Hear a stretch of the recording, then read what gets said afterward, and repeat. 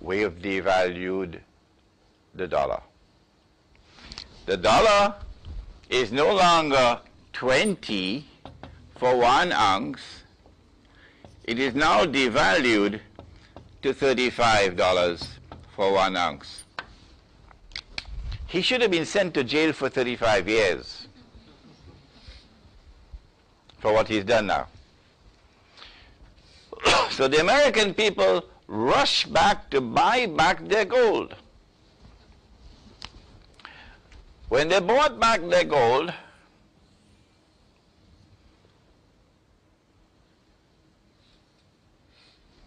they got only this much.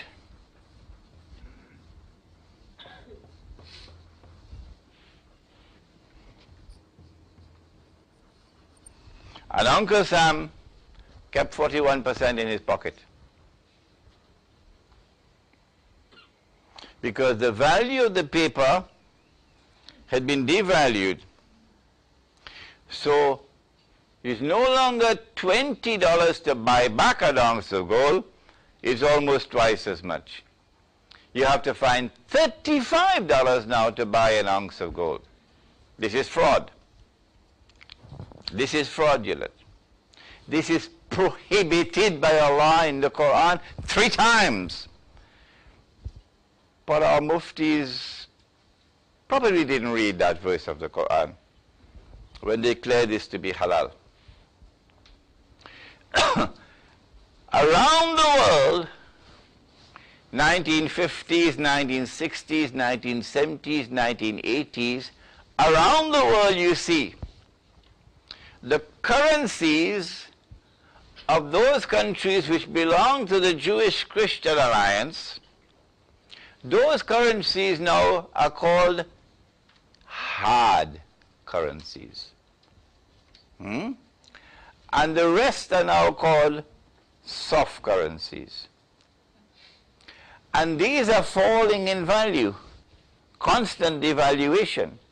And the IMF is at the back of it, supporting you to devalue and devalue to become more competitive.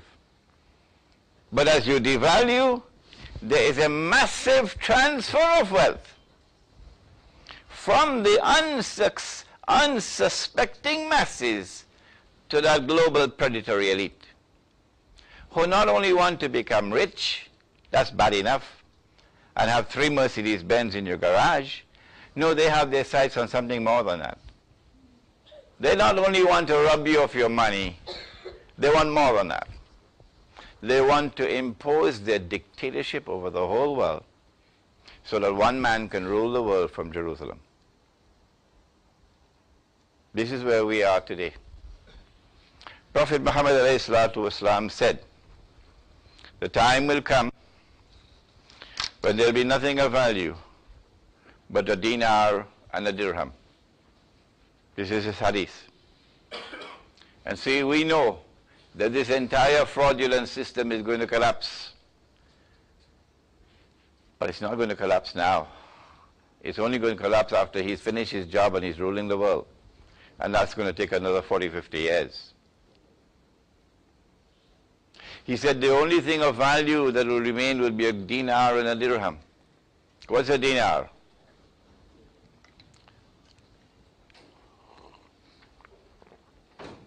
A dinar is a gold coin. The word dinar is in the Quran. Yes. A dirham is a silver coin. The word dirham is in the Quran. Yes. And so there is going to be a tomorrow when even this new international monetary system of electronic money is going to collapse. And gold and silver are going to come back as money. We know that. Well, what do we do in the meantime? This is the most painful part of the lecture now, because this is the part of the lecture where I am myself uncertain. What do we do now? You have to tell me what's going to happen when this financial Armageddon takes place around the corner. It's coming. Will make 9/11 look like a footnote. when money around the world crashes, when people are wiped out, and if you have no money, you can't move, you're immobilized. That crash is coming. What do we do to prepare for it? There's going to be chaos. There's going to be bloodshed. There's going to be killing when that crash takes place and money is wiped out. What do we do? I have only one answer, and it is this. If this is a sunnah, this money which is with intrinsic value, gold and silver coins, and we have abandoned the sunnah, there's only one road to walk, and that is to recover the sunnah which has been abandoned. In order for us to recover the sunnah which is abandoned, we have to challenge the law which prohibits the use of gold and silver as legal tender. We have to ask very politely, why are you prohibiting the use of gold and silver as legal tender? In the process of challenging, mounting that legal challenge, we get an opportunity to teach and to educate the way that I'm doing here this morning.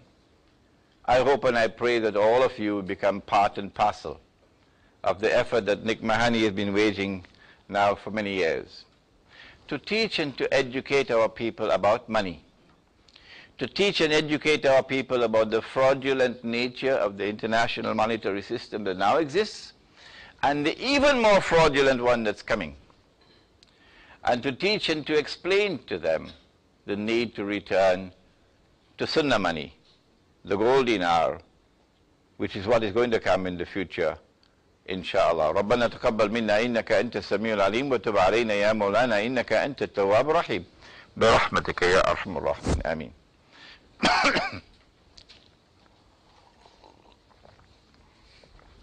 You want me there or here?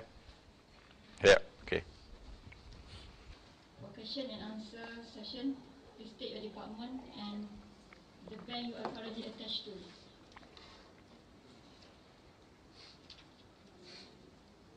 Brother Imran, I now hand over the floor to you.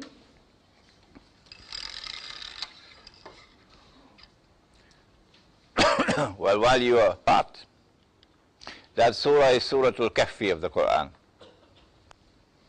I have written 2 books on Suratul Kahfi. The first one is a tafsir of the whole surah, but a modern tafsir, meaning a tafsir written in the modern age. It's a small book, it's at the back. We launched that book last Friday, at Masjid Darul Islam Tamanta. So that book is not as yet in the bookshops. The second book is a bigger book, which is not tafsir but ta'wil, interpretation and analysis of the stories of Suratul Kahfi. That book explains to us the phenomenon of Dajjal and of Gog and Magog, a term that I did not use in my lecture today. Suratul Kahf in the modern age took me about 10 years to write. I started it 10 years ago in New York, and then I had to interrupt writing that book to write Jerusalem in the Quran. And then for 2 years I was traveling after 9/11.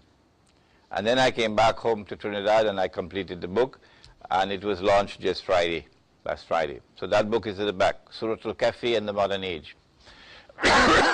And then I wrote a third book entitled Signs of the Last Day in the Modern Age, in which I use my knowledge of international politics, international economics, and the Quran to analyze current events unfolding in the world, like the feminist revolution, like the war on terror, and to show the links between these subjects and the signs of the last day. So that book also is at the back. It was launched just last Friday. It has not as yet reached the bookshops, but we have all 3 of those books at the back.